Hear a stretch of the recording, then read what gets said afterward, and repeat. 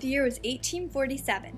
Dred Scott, his wife and children were excited about leaving the Emersons, the white people who owned them. Dred Scott was going to buy freedom for his family since Mr. Emerson had just died and left a large amount of money to Scott. To be able to sue, Scott was taken to court by Widow Emerson. Over the course of about 10 years, the trial made its way to the United States Supreme Court. The plaintiff believed he was able to buy his freedom because he had lived in a free state and territory for many years. The defendant claimed that because Dred Scott was not a citizen of the United States, he lacked the right to sue. Unfortunately, the trial ended in a loss for the Scotts. Y'all have done nothing since the death of my husband. You're all as lazy as a porcupine eating butter like a lump on a log. Now, Harriet, I know this'll work.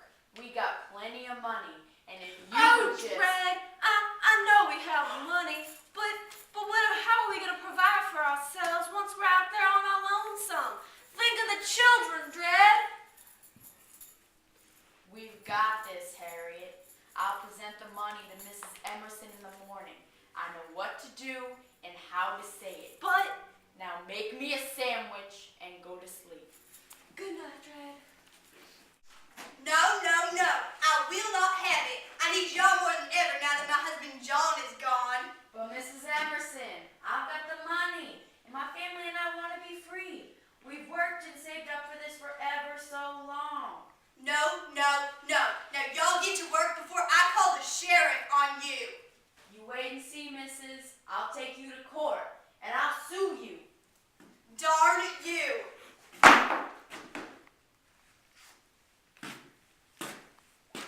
Shucks, Daddy. How could she say no to us?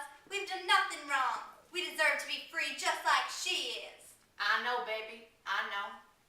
We deserve it just like any other. What are we going to do? We're going to court. I really appreciate you doing this for me and my family, sir. Well, it's the least I can do. We now know that Widow Emerson's brother, John Sanford, will be the defendant. He might have the edge because he's a white man, but we can pull through. He's claiming I lack the right to buy my own freedom. Well, you do have the money, Mr. Scott. If that's not legal, what is? Now make sure you get yourself to the courtroom on time tomorrow. Will do, sir. This is the second trial for the Dred Scott versus Sanford case. A little while ago, Dred Scott won at the county level, and this morning, the defendant, Mr. John Sanford, won at the state level.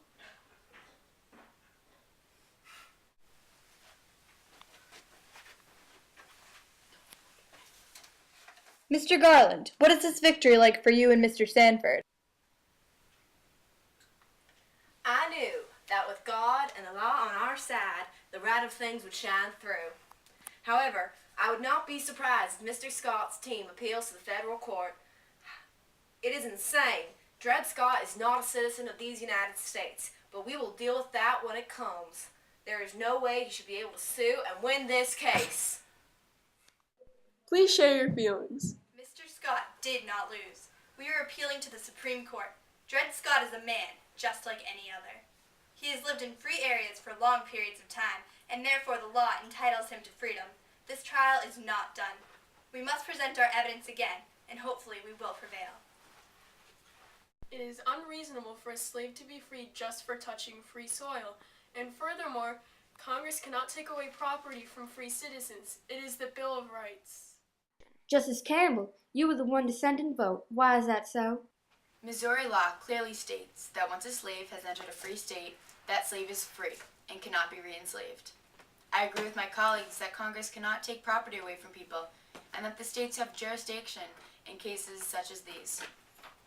Our state laws clearly deal with the issues of this sort, and we must abide by those laws.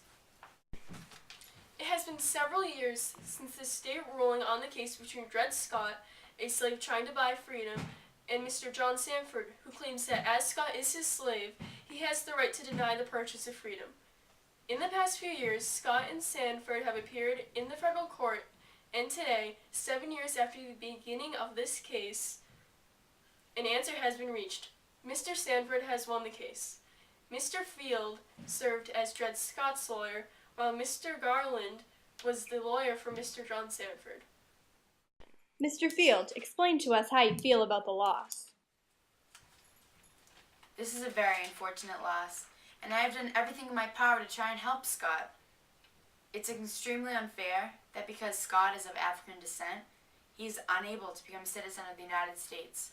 Apparently, we the people does not apply to everyone. Congratulations on your win. Please share with us your feelings. Mr. Sanford and I are quite happy with the outcome of this case. Dred Scott is not a citizen, not a free man, and he does not have the right to sue. Class case in motion. Justice Taney, please share your decisions on the case. It is difficult at this day to realize the state of public opinion in regard to that unfortunate race which prevailed in the civilized and enlightened portions of the world at the time of the Declaration of Independence and when the constitutions of the United States was framed and adopted. But the public history of every European nation displays it in a manner too plain to be mistaken. They had for more than a century before been regarded as beings of an inferior order and altogether unfit to associate with the white race, either in social or political relations, and so far unfit that they had no rights, which the white man was bound to respect. What are your thoughts on this ruling? You had one dissenting vote.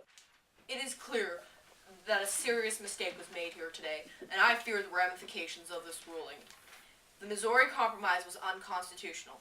The federal government bought the Louisiana Territory and therefore has the right to make laws concerning its governing until such states are created in the territory. An act of Congress should be respected as much as any state law. I am highly offended by this notion that the creator of all men has endowed the white race exclusively with the great natural rights which the Declaration of Independence asserts. States can keep anyone they wish from voting due to age or sex, but nowhere can I find claim that people of color are able to be excluded as citizens. There are no provisions anywhere banning access to the court system from people of color. The Dred Scott case provided to be a realization to the people in the North. The Northerners considered slavery to be bearable if it was in the South. The Northerners were fearful that the verdict of the case could suspend the Congress's authority to control slavery in states and even newly formed territories. They didn't want it to spread. People were in fear that slavery would expand from the South and into the western part of the country. Slavery would keep increasing, and once free states would soon be affected. This caused many people in the North to speak out against slavery in the South so it would not spread. The increasing panic in the northern people played a role in the beginning of the Civil War and civil rights movement later on. The decision also directly ended the Missouri Compromise. The ending of the Missouri Compromise had a lot to do with federalism and the national government. Because the Missouri Compromise ended, the sovereignty of the states was decreased, resulting in a stronger national government and weaker state governments.